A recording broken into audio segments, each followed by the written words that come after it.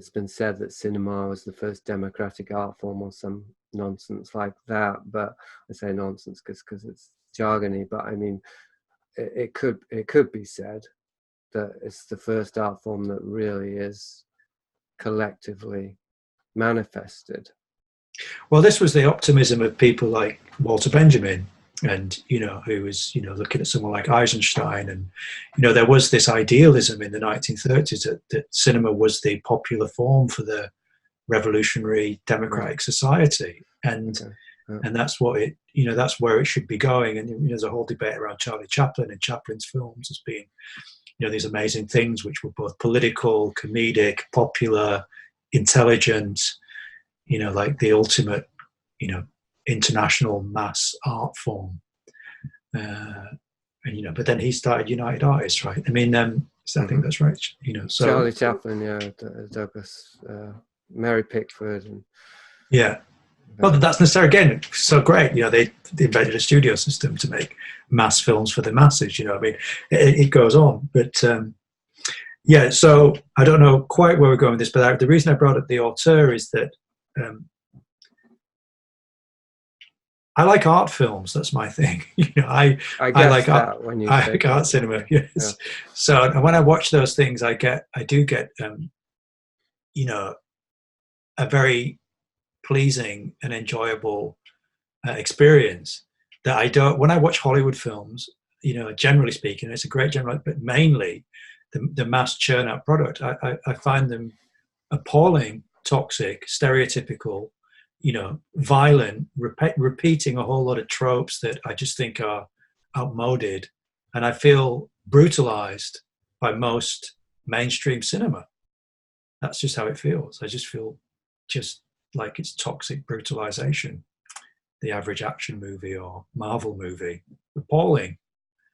But that's perhaps my sensitivities, because I've watched too many, art films or something. But I do absolutely viscerally recognize a dominating, mind-numbing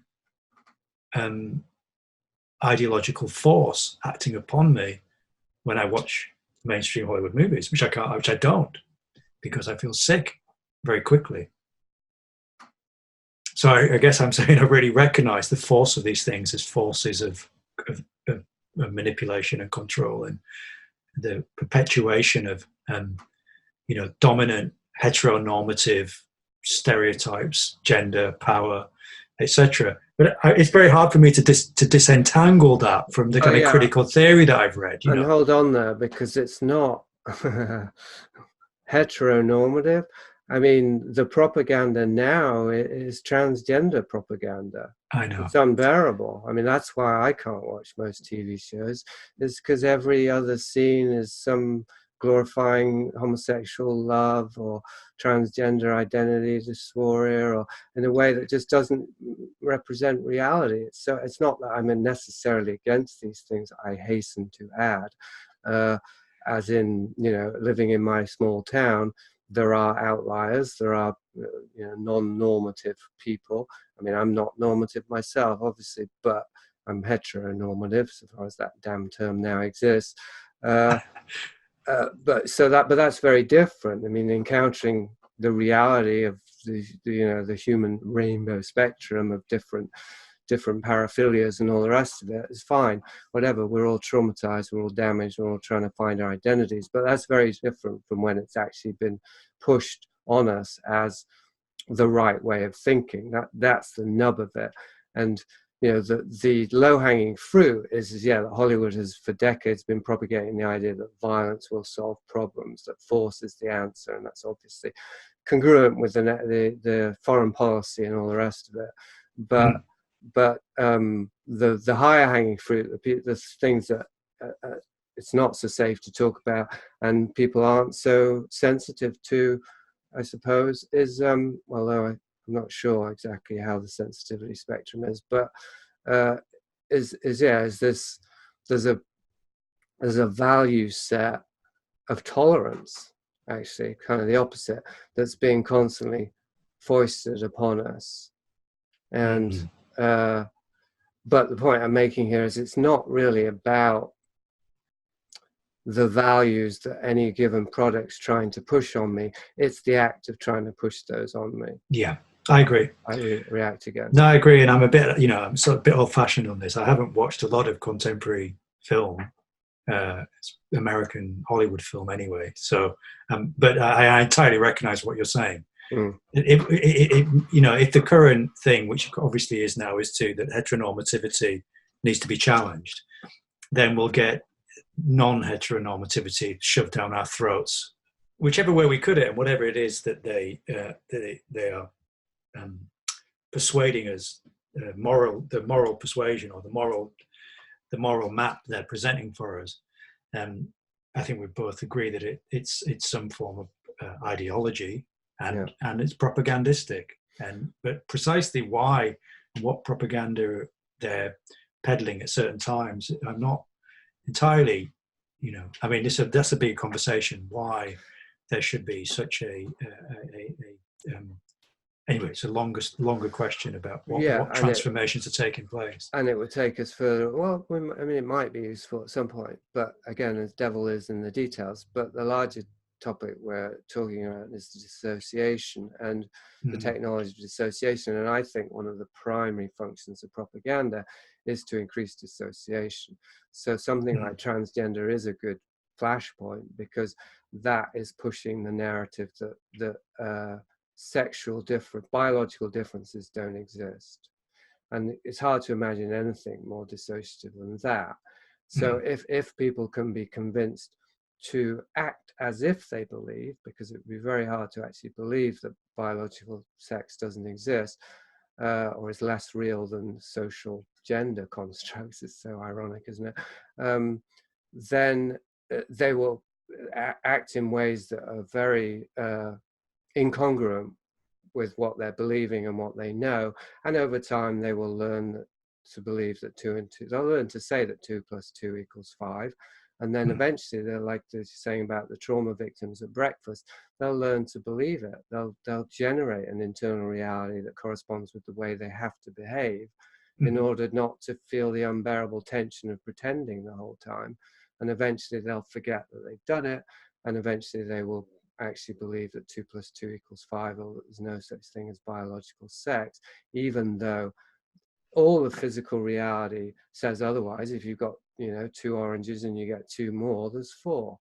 If you play doctor with your little sister or whatever, you see there is biological sex, and so on. But so I think propaganda's sort of end game is to disassociate us from physical reality, so that we're completely confined to a conceptual realm, and then those who control the concepts control everything.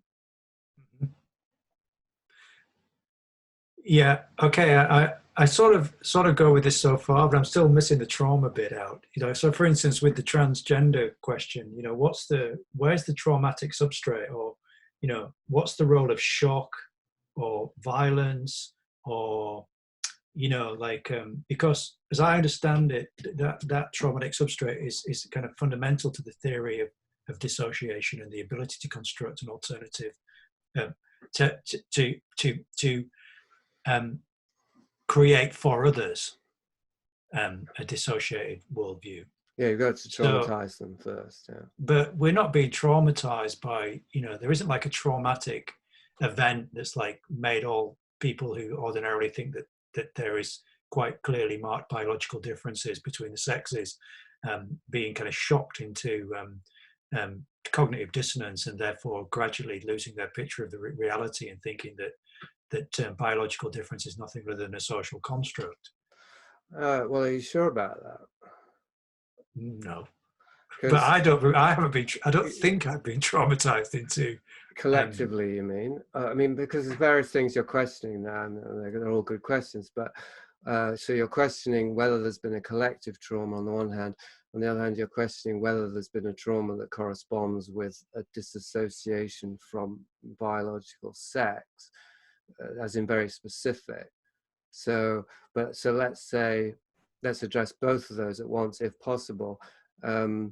What if we've all been collectively but individually traumatized as children by the very culture that we've been born in, combined with bad parenting at whatever level. Let's say there's a spectrum of bad parenting from the organized ritual abuse that Alison Miller's talking about, which involves even programs of MK Ultra, but the parents have to be complicit with.